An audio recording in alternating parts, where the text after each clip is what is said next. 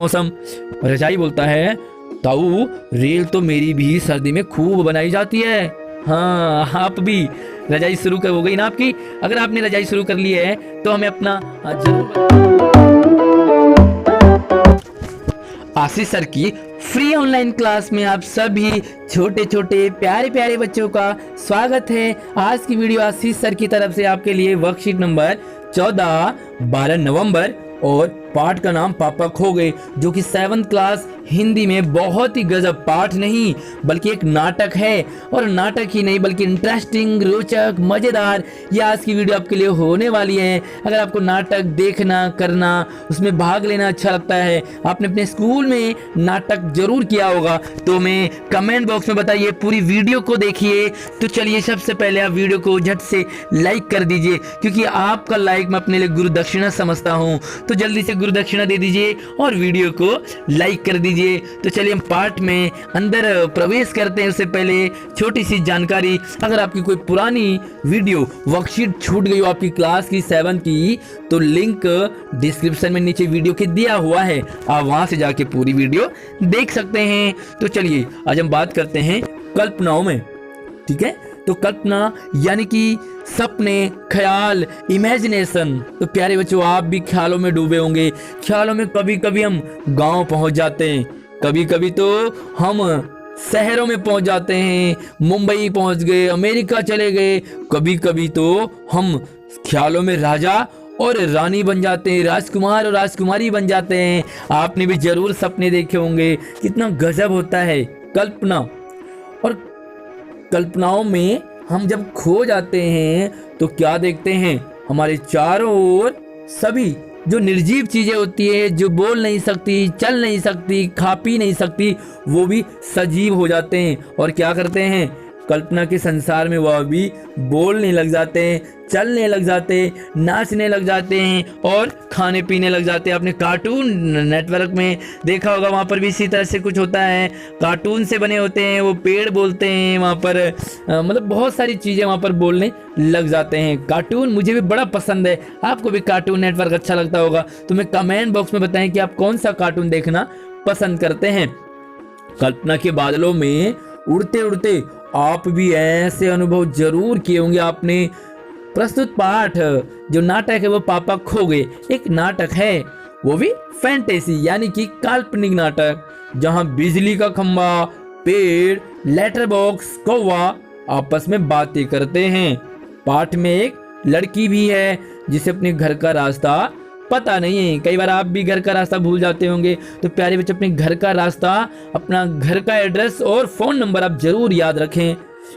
उस लड़की की समस्या का समाधान भी ये सभी निर्जीव वस्तुएं ढूंढ निकालती है। एक लड़की होती है, वो गुम हो जाती है, खो जाती है, जिसे अपना घर का नंबर नहीं पता, मोबाइल नंबर नहीं पता। तो यही चीजें, यही सारे कौन, बिजली का खंभा, पेड़, लेटर बॉक्स और कौवा, ये लड़की की मदद करते हैं। तो यहाँ पर आप ध्यान से देखो कि यहाँ पर बिजली का खंभा है, पेड़ है, लेटर बॉक्स है, कौवा है और लड़की है। इनमें आपने मुझे कमेंट करके बताना है कि सजीव कौन है, यानी कि जीवन किसमें है। कुछ इसमें निर्जीव है, कुछ सजीव है, तो कमेंट में जरूर बताएं। तो चलिए हम घुसते हैं अपने आज के पाठ में। और ये हमारा कुछ नाटक है। तो नाटक में कुछ इस तरह से है, एक पेड़ और खंबे के बीच में संवाद यानी कि डायलॉग। नाटक में क्या होता है, डायलॉग होते हैं। तो यहाँ पर डायलॉग हैं और आपने प्रश्नों के उत्तर भी देने हैं। तो सबसे पहले हम समझ लेते हैं डायलॉग क्या है। पेड़ बोलता है कि मुझ पर भी एक रात आसमान से गड़गड़ाती बिजली आकर पड़ी थी। वो बिजली थी आफत, याद आते ही आज भी अब भी दिल धक धक धक करने लग जाता है। और बिजली जहां गिरी वहां कितना गहरा खड्डा बन गया।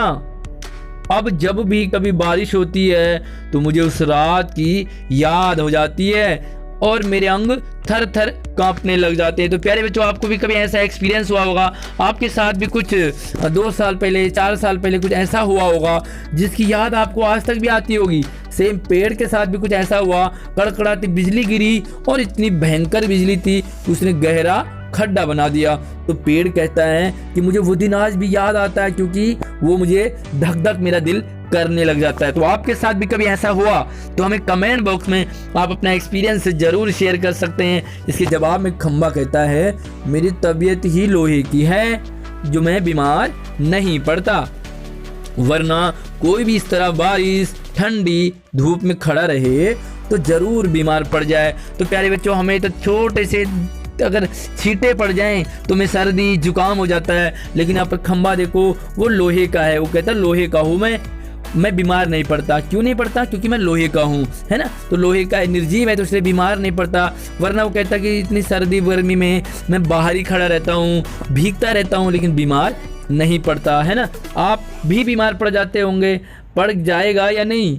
तो जरूर पड़ जाएंगे। सर्दी गर्मी में, धूप में, सर्दी में, गर्मी में कितने दिन बीत गए, कितनी रातें बीत गई, लेकिन मैं बराबर इसी तरह खड़ा हूँ। तो खंबा कहता है कि ना जाने कितनी रातें, कितने दिन, कितने महीने बीत गए, क्योंकि खंबा एक जगह जब गाड़ दिया जाता है तो खंबे को वहीं रहना होता है ना। तो इसीलिए खंबा एक ही जगह खड़ा है। ठीक है, तो अब हम चलते हैं इसके क्वेश्चन आंसर पे। तो यहाँ पर आप इसके प्रश्न उत्तर देखो, थोड़ा सा 4 क्वेश्चन देखो। 5वां हमारी एक्टिविटी है। अब इसके आंसर मैं आपको बताने वाला हूं। तो पहला सवाल है कि किसे याद करके पेड़ का दिल धक धक करने लगता है? जहां बिजली गिरी वहां क्या हो गया था? तो आंसर आपने सिर्फ लाइन वाइज नहीं लिखने हैं, बल्कि एक्सप्लेन करके, समझ करके लिखना है। खंबा बीमार क्यों नहीं पड़ता और कौन कई दिन और रात बीतने के बाद ऐसे ही खड़ा है? तो इनके आंसर लिखने कैसे हैं, साथ में एक्सपीरियंस भी आपके लिए, गतिविधि भी है बहुत ही गजब की। तो ये सारे आंसर आपके लिए मैं दिखाता हूँ आपको। तो पहला सवाल था कि किसे याद करके पेड़ का दिल धक धक करने लगता है? तो यहाँ पर देखो, एक रात आसमान से, इस तरह से आंसर लिखोगे आप कि बिजली गड़गड़ाती हुई पेड़ के ऊपर गिरी।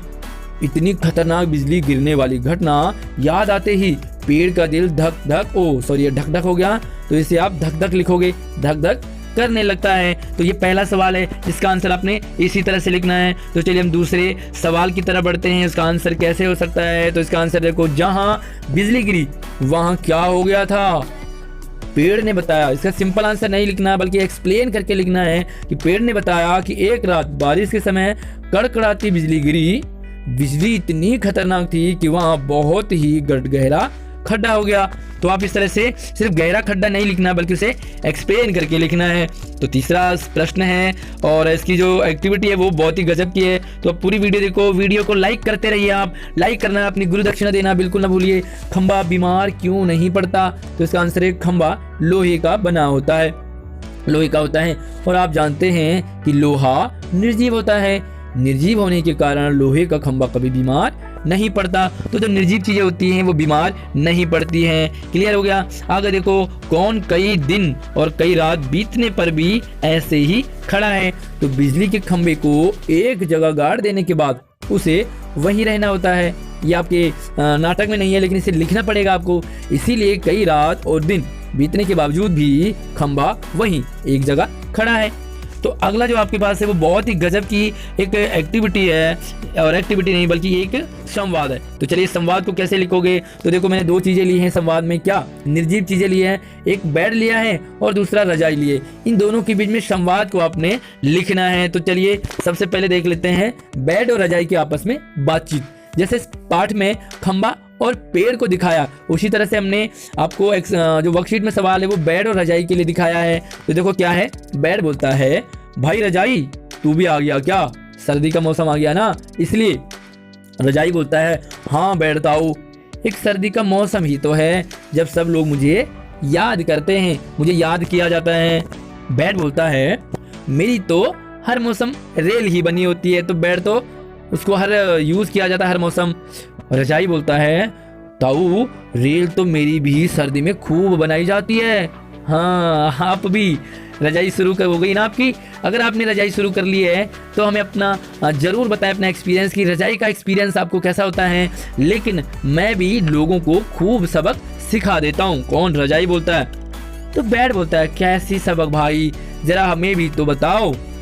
रजाई हाँ हंसते हुए, ताऊ रात को जैसे ही लोग गहरी नींद में होते हैं मैं चुपचाप नीचे खिसक जाता हूँ। तो आपके भी रात को जो है जरूर बेड और कंबल खिसक जाता होगा, फिर क्या सर्दी लगती होगी, तो जरूर हमें बताएंगे अपना एक्सपीरियंस। बेड बोलता है, हाँ बहुत खूब, लेकिन मेरी ऐसी किस्मत कहाँ, घर वाले जहां रख दे मुझे महीनों वहीं रहना पड़ता है ना। तो ये बेड का और रजाई का आपके लिए है। तो आप वीडियो को थोड़ा सा रोकें और इसे अपने आंसर के लिए जरूर लिखें। तो यहाँ पर रोक दीजिए। उसके बाद मैं आपको एक और एक्सपीरियंस बताता हूँ। आप चाहे तो इनके भी आप संवाद लिख सकते हैं। संवाद यानी कि डायलॉग, जैसे कॉपी और बैग। कॉपी और बैग यानी कि आपके बैग में कॉफीज हैं, वो आपस में बातचीत कर रहे हैं, बैग और कॉपी। इसी तरह से चकला और बेलन, तो आपके घर में चकला बेलन होगा, वो भी आपस में बातचीत कर सकते हैं। इसी तरह से टिफिन और रोटी, आपके टिफिन में रोटी होगी, वो भी आपस में बातचीत करती होगी, मुझे खोल ले, जल्दी निकाल ले, है ना। और टिफिन बोलेगा नहीं नहीं भैया अभी तो लंच नहीं हुआ है। इस तरह से अगर देखो स्विच और पंखा या लाइट, पंखे की जगह लाइट रख सकते हैं। इसी तरह से पास्ता और रोटी, तो पास्ता और रोटी आपस में बातचीत करेंगे कि भाई मेरी तो कोई इज्जत नहीं है, वो कहेगा मेरी तो बड़ी इज्जत है लेकिन मैं पेट खराब कर देता हूँ। तो आपको अगर इनमें से किसी के बीच में संवाद लिखना है तो मुझे कमेंट बॉक्स में बताएंगे, मैं आपकी कुछ हेल्प कर सकता हूँ कि आपको किस टॉपिक पर अच्छा लगेगा संवाद लिखना। तो वीडियो को लाइक करके अपने दोस्तों को भी जरूर शेयर कीजिए।